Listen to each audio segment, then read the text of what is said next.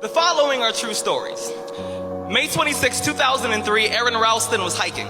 A boulder fell on his right hand. He waited 4 days. Then he amputated his own arm with a pocket knife. On New Year's Eve, a woman was bungee jumping in Zimbabwe. The cord broke. She then fell into a river and had to swim back to land in crocodile-infested waters with a broken collarbone. Claire Champlin was smashed in the face by a 5-pound watermelon being propelled by a slingshot. Matthew Brobus was hit by a javelin. David Striegel was punched in the mouth by a kangaroo. The most amazing part of these stories is when asked about the experience, they all smiled, shrugged, and said, I guess things could have been worse. So go ahead, tell me that you're having a bad day. Tell me about the traffic. Tell me about your boss. Tell me about the job you've been trying to quit for the past 4 years. Every year, 2 million people die of dehydration, so it doesn't matter if the glass is half full or half empty. There's water in the cup. Drink that shit and stop. Stop complaining. It could have been worse. Okay?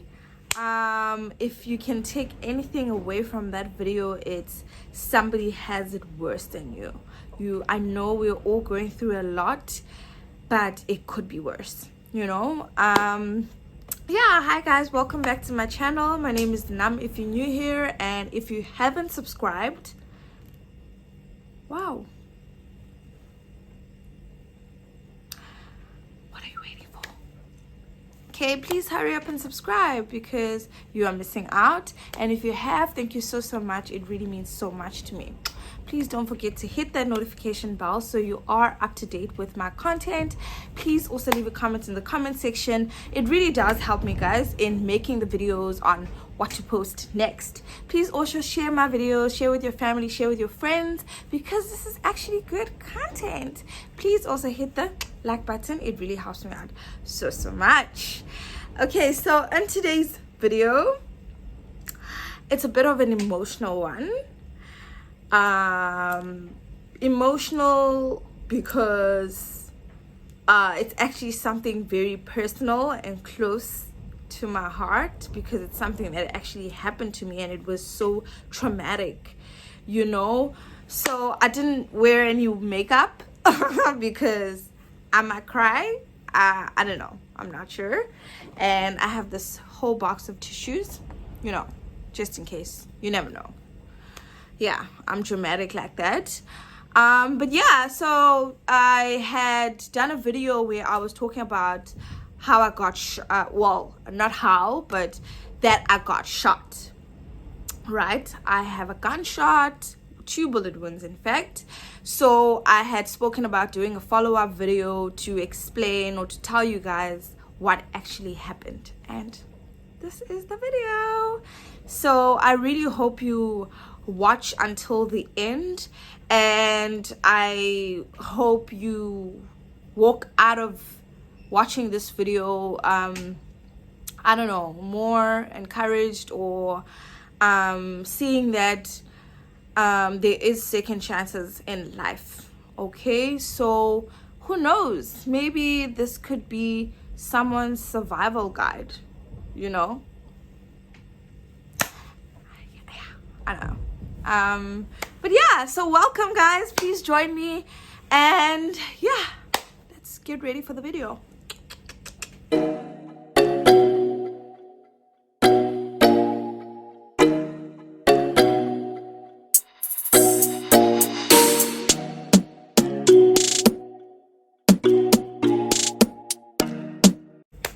Okay, so first things first, I was meant to post this yesterday, but in all honesty, I choked, okay, because I wasn't sure. Am I ready?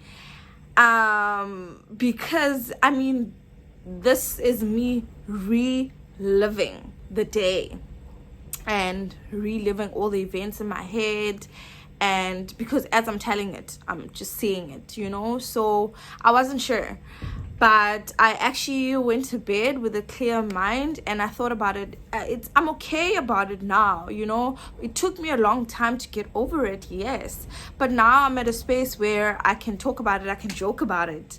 I mean, I would joke about how I have I've been shot and I have 2 bullet wounds, and now I should release an album, you know, because I mean 50 Cent got shot and released an album, you know what I mean? I joke about stuff like that now because I'm comfortable with it. I'm okay.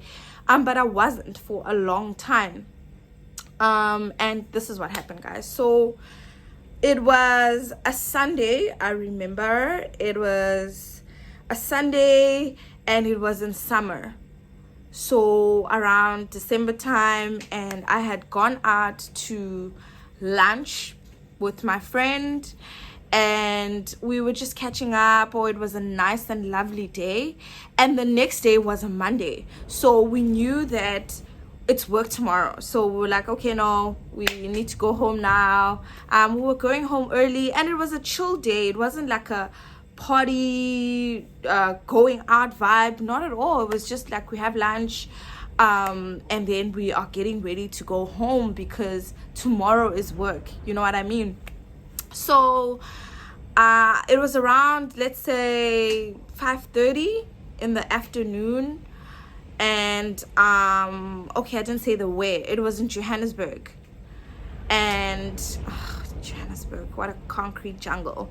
But yeah, it was in Johannesburg, and it was in the weird part is it happened in a place where it's so busy, guys. Like, you wouldn't expect something like this to happen, you know? Like it was in Melville. You know, Melville is like Long Street, is the Long Street of Johannesburg. So there's restaurants, there's boutiques, there's shops, there's lots of people. So there actually was so many people that actually saw what happened, you know what I mean? So we were leaving the restaurant where we were eating, and as we were crossing the road, right in the middle of the road, someone grabbed my wrist and they were talking something to me, and I thought it's someone who knows me, you know, and I look, no, I don't know this person, but what are they saying? I'm like, what? And then this person is like, give me that bag, in Zulu, by the way. And then I'm like, what? No, I'm not gonna give you my bag. I was stubborn like that before. So I said, no, I'm not gonna give you my bag. So here we are in the middle of the street. I am with this person. My friend is next to me. She's probably not understanding what's happening, and I'm struggling with this person. And I have my phone in my hand, and my bag is on my arm, you know, and this bag, he doesn't even know what's in it, guys. This bag that he wants to shoot me for. We struggled for a little bit, and I think he felt like, hey, this girl, she's wasting my time. So the struggle didn't even take that long, and I just looked down because I could feel something on my stomach, and I saw a gun, right? But I don't know, for some reason the first instinct was, oh, it's a fake gun, you know, so no, I'm not gonna give you my bag. And then he showed me that it's not a fake gun. Woo! So yeah, he shot me, and then I fell to the ground. And right where I fell, a white car parked next to us, and he got in that car, the car drove off. You know what I mean? He didn't take the phone. The phone was right in my hand. He took the bag though. So it just, I don't know. I think he was high or something, because all he could see was the bag. He didn't see the phone. You know what I mean? Okay. I fell to the ground, and I'm trying to make sense of what is happening. You know, it just felt like he punched me in the stomach, and I wasn't seeing any blood because it was close range, so I was bleeding internally, right? And then yeah, so all these people that saw what happened, they just came around me. They started, by the way, guys, and this is the reason why sometimes I'm just like, South Africa, wow, nobody helped me. Nobody helped me. People came around, people looked, hey, are you shot, taking videos of me. then I could hear everything happening, right? Some of the girls were like, "Ah, she's fine. It's probably a rubber bullet." And then some girls were like, "Ah, it's probably her boyfriend." Girl, even if it was my boyfriend, why is he shooting me and why is it okay? You know, like, that still saddens me till this day. But absolutely no one helped me. And my friend ran into the restaurant where we were at, and she tried to get someone to help us. And the person who came was the waiter who was helping us that night. And I wish I could see this guy, you know. It was a white guy even, you know. He came and he helped pick me up, and that was my friend and the guy who helped me, nobody else, you know. And they helped me back inside the restaurant, and there's 2 sections in that restaurant. They moved everyone to the one side and moved me to the one. Okay, we're waiting for an ambulance. I'm telling them, please guys, call an ambulance, you know. I don't know if they're calling an ambulance or what's happening, but I could feel that I want to pass out, you know. Like I really could feel, but I thought to myself, what if I don't wake up? You know, that was the one thing on my mind that drove me to try and stay awake, you know. And that is, I didn't know I had that in me, like that survival mode that kicks in where you are so scared to die that you are forcing yourself to stay alive, you know what I mean? So I could feel it was coming, but I was just like, no, you can't give in. What if you don't wake up, you know? So I kept myself awake, and I could hear everything happening around me. So the security company came, like, and they asking me, "Cece, are you okay?" And I said, "No, guys, please call an ambulance. I'm not okay. Something is wrong. I got shot." And I don't know if they called or not. And I was just holding my stomach because I had this burning, wow. If you want to know how it feels to be shot, it's excruciatingly painful. It was like a volcano in my stomach, like it was burning, and I think that's from the gunpowder, and it was making me throw up. So apparently gunpowder makes you throw up. And I kid you not, guys, this waiter, this white guy, was holding the bucket for me while everyone else is watching and whatever, and he was holding the bucket for me. I'm throwing up, I'm like about to pass out, like it was just a mess. Okay, so next thing, the fire truck comes, and they are trying to take vitals or what have you, and they trying to put oxygen on me. And I was telling this lady, I cannot breathe with this mask thing, with the oxygen thing. I cannot breathe. And she's like, "No, we have to put it on you." Okay, anyway, they tried their best to calm me down or whatever, but there's nothing much they could do. We had to wait for the ambulance. Guys, the ambulance came after 3 hours. 3 hours later. So it begs the question. And then I say, SA. Mind you, there's 3 hospitals on a 5 minute distant radius or whatever, around where I was. There's 2 private hospitals and there's a public one, all within 5 minutes. And the ambulance took 3 hours. You know, I mean, it could have been worse, guys. I could have died, you know. But the will to stay alive, that's what kept me alive. I just kept thinking, don't pass out, don't pass out. What if you don't wake up, you know? Okay, eventually the ambulance came, and immediately I could hear that the ambulance came. They saw where I'm touching, they picked up my top, and I heard the guy, here's the entrance. And then he's looking through my body. Oh, here's the exit. Yes, the bullet went in and went out on its own. They didn't need to take it out in the hospital. Because it was close range. Okay? So, 2 bullet wounds. Wow. I'm so gangster though. Yeah, so they put me on a stretch. I remember being in so much pain that I felt like I'm losing my mind, and I'm trying to look for my friend, but I could see she's right here, but she's also in a frenzy.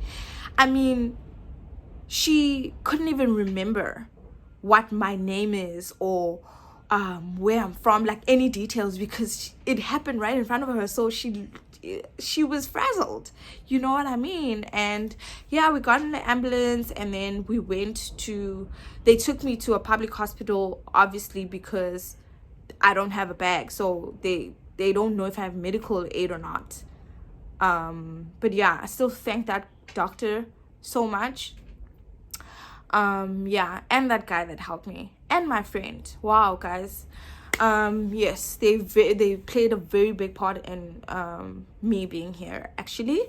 So we got to the hospital. Oh, on the way to the hospital, the guy's telling me what's happening. Okay, we're giving you this now. We're giving you this, trying to keep me awake. And I could hear everything. I'm like, okay, on the way to the hospital. And then the minute they said, okay, you're in hospital now, I let go. I just passed out. I was like, okay, I'm in hospital, and if they cannot help me here, then I was meant to die, And I woke up a few hours later. I had to go to surgery. Obviously, they had to operate on me, yeah. So I have a huge operation up scar that for a long time I was so uncomfortable about, and now I embraced it. I wear crop tops now. Yeah, but after surgery, then I woke up, and there were people surrounding my bed. I remember my aunt and my uncle, they had drove from Pretoria, and they actually live in KZN. They live in Durban, and they were down that weekend for church or something. And they got the call, and they drove in the early hours of the morning. Imagine. And so I had my family there. I had my friends there. I had the doctors. I had the nurses. They were just surrounding my bed. And I woke up. I look at them. I'm like, I was terrified, guys. The way they were looking at me, I thought they were going to tell me, oh my God, you paralyzed or something. I just asked them, what happened? And then they said, you got shot.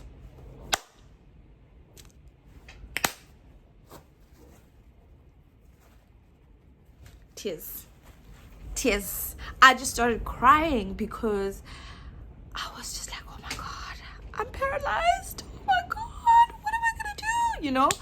But the doctor explained to me, okay, this is what happened to you, and this is what we had to do, blah blah blah blah blah, and you're gonna be okay. That's all I needed to know. And yeah, luckily it did not touch any vital organs. No, it just missed them. It went in, went out on its own. It didn't touch any vital organs. So wow. Talk about second chances. I could have died. It could have been worse. He could have shot me somewhere else, and I could have died on the spot. The ambulance could have thank you, God. Honestly, like so yeah, like that is it took me like a whole month and a half. I spent a whole month in hospital, and I was in Joburg when this happened, and I was in a public hospital, and they helped me out so much. It was great. They helped me out so much, but I felt like I wasn't going to get better if I was in Joburg, because I was alone in Joburg. My family's not in Joburg or whatever. So I asked them to transfer me to so like I just asked them to transfer me to private hospital. Yes. And they did. And I spent a whole month in hospital. Imagine. It was not lovely. It was not lovely. I had to pee in a catheter. I couldn't walk for like the first 2 days, but the doctor forced me to walk so that I can heal faster. But that was excruciatingly painful. I mean, they had sewn me with a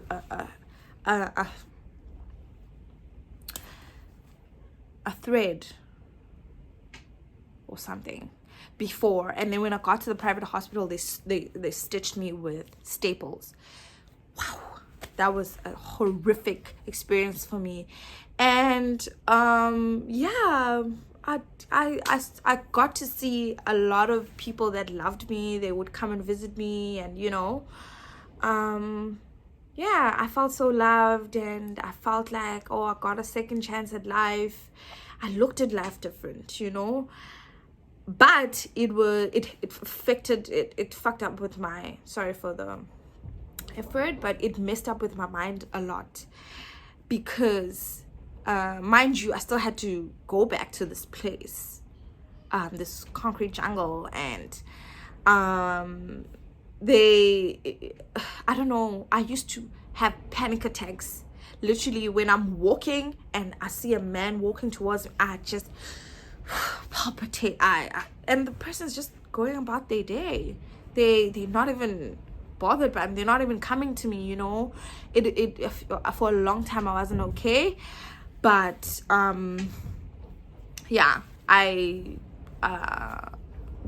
it took a while, but I'm okay now. I can joke about it. 2 bullet wounds. Yo, what's up? 2 bullet wounds. Yo, and I got shot. Yo, somebody better buy my album when I release, because whoa, I'm gangster. So yeah, guys, that's the story of me being shot. I don't know if it's dramatic enough, but for me it was like, whoa. And also the fact that nobody helped me. I remember even Somizi was there that day, and he saw what happened, and he posted about it. He spoke about it on radio, that he witnessed this young girl getting shot yesterday, blah blah, at Marvel. He hopes she's okay and stuff like that. And then my friend called in and actually said, no, she's fine, she's in hospital, she's healing, she's recovering. And yeah, look at me now, oh fabulous. I'm even more fabulous now, guys. So yeah, that's the story of my shooting. And I just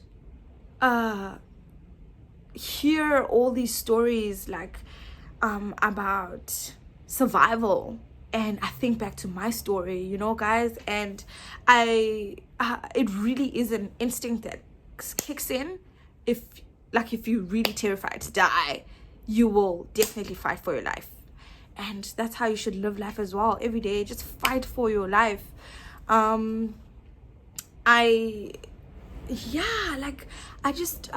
read something the other day that says, if you had if you were to get $84,600 every day, and then at the end of the night you lose it every night, whether you used it or you wasted it, you lose it, but you get it again the next day. You would try to spend it as much as you could, right, before you lose it. Yeah, you are getting it the next day, but on that day you don't know if you're gonna get it the next day, right? So it says that's the thing about seconds. You have 84,600 and something seconds, so why waste them, you know? So second chances, this is what this video is about.